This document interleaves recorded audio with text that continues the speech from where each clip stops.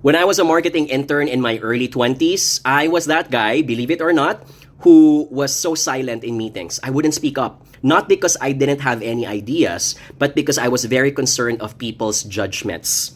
I can easily forgive my younger self looking back because when you're young, you really hold back.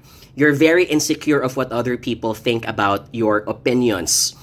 And worse, this sometimes gets coupled with bosses who treat you like a nobody in those meetings. You know those types of bosses wherein they make you prepare their entire presentation, but they don't give you an opportunity to present a single slide from that deck so that you can get exposed to management.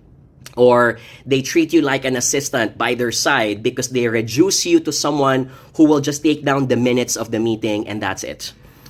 And then there are bosses, like I remember Rita, who would treat me with kindness and with thoughtfulness. And in the middle of the meeting, she would pause and say, wait a minute, before we decide, let's ask what Jonathan thinks. And it was those moments when I appreciate that there's this one person who knows that I also have something to talk about.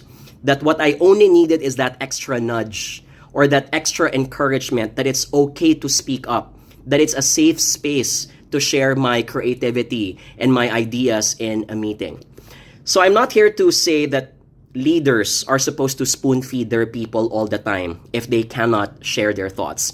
I'm here to share that if you happen to be a manager or leader, let's be more considerate and let's celebrate the diversity of people's personalities. Some people may have the best ideas in town, but they don't have that encouragement to speak up because they don't have that person who will champion them if they're given the platform.